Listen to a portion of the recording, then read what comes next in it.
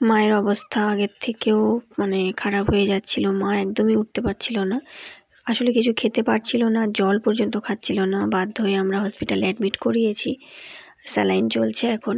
আর এই যে সকালে ঘুম থেকে উঠে নাতির সাথে একটু ভিডিও কলে কথা বলছিল। বাবা গেছিল মায়ের কাছে, ফেরার সময় আমাদের জন্য মোয়া নিয়ে এসেছে। আর এটা হচ্ছে একদম খাঁটি মোয়া, কোনো রকম ভেজাল নেই, বাবা স্পেশালভাবে অর্ডার দিয়ে বানিয়েছে। বেশ কিছু দোকান আছে, জয়নগর, বহরু, এই সমস্ত জায়গা যারা থাকো তারা তো জানবে। জয়নগরের মোয়া ঠিক কথা, কিন্তু তাই বলে জয়নগরের সব দোকানে যে খাঁটি মোয়া পাওয়া যায় সেটা নয়। কিছু কিছু স্পেশাল দোকান আছে যেখান থেকে পাওয়া যায়।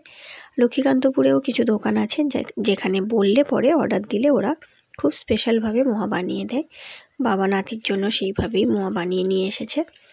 আর রোদ্দুরকে প্রথমবার মোয়া খাওয়াচ্ছি, ও বেশ ভালোবেসে খেয়েছে। একটা গোটা মোয়া ও খেয়ে নিয়েছে, আমিও খুব খুশি। কি দেখছো? কি দেখছো? ওখানে হাত দেয় না, এখানে হাত দিতে নেই। পাপা নেমে এসো, চলো। দেখা হয়ে গেছে, ওই যে হাম্বা চলে গেছে। ওই যে ধানের গাদা দেখছে, ঠাকুর দেখছে, রান্নাঘরের জানলা দিয়ে এখন ঠাকুর দেখছে। এখানে এই যে চিকেন রান্না করব রোদ্দুরের জন্য, রেডি করে নিয়েছি। মা থাকলে মা করে দেয়, এখন মা তো হসপিটালে। রীতা বৌদি আমাদের জন্য রান্না করে দিয়ে গেছে, আর রোদ্দুরের রান্নাটা আমিই করে নিচ্ছি এখন।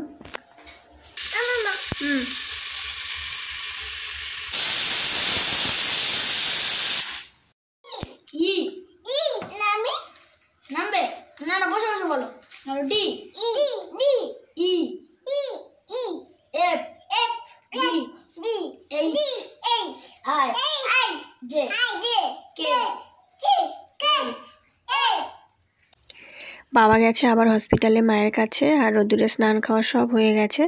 আর আমি রীতা বৌদিকে বললাম একটু রাজশ্রীকে পাঠিয়ে দিতে, যাতে আমি একটু স্নান খাওয়া করে নিতে পারি। আর দেখো কি পরিমাণ দুষ্টুমি করছে। রাজশ্রী কিন্তু রোদ্দুরের থেকে বেশ অনেকটাই বড়, প্রায় 1 বছরের বড়, প্রায় 1 বছর কেন, 1 বছরেরই বড়। আর ও সারাক্ষণ ওর ওপর জুলুমবাজি করবে। কি এটা? হাম্বা? হাম্বা কি করছে? হ্যাঁ,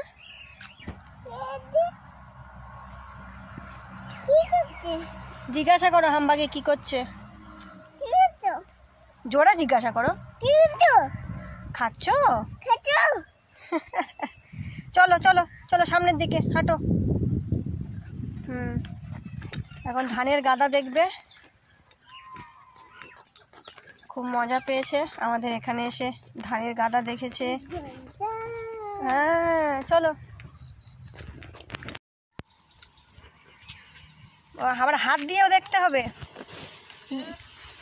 ধান দেখতে এসছে, তা যাও হাত দিয়ে দেখো, দেখো হাত দিয়ে দেখো।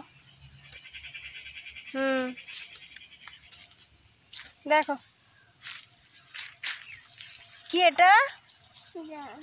ধান। আচ্ছা চলো সামনের দিকে, চলো আরো আছে, চলো সামনের দিকে, চলো আরো আছে, চলো ওইদিকে ওইদিকে ওইদিকে, ওই যে দিদা বসে রয়েছে, ওই দিদার কাছে চলো চলো। আমি খেয়ে উঠতে না উঠতেই বায়না করছে ধানের গাদা দেখবো, ধান দেখবো। তো সেই জন্য এখন ওকে নিয়ে এসেছি ধানের গাদা দেখাতে। এই ধানের গাদা জানালা থেকে দেখতে পেয়েছে, আমাকে জিজ্ঞেস করছে ওটা কি।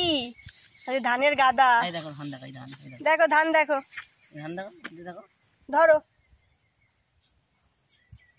ধরো, মুঠো করো।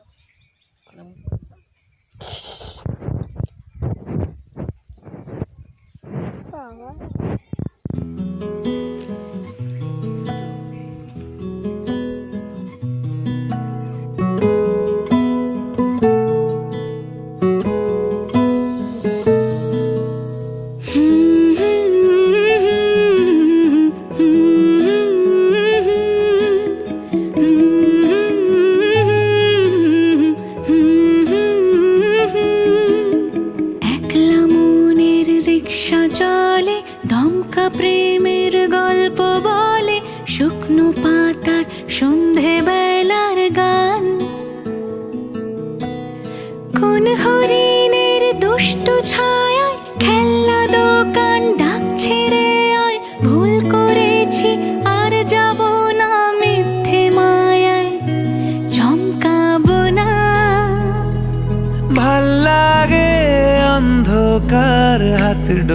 পাই,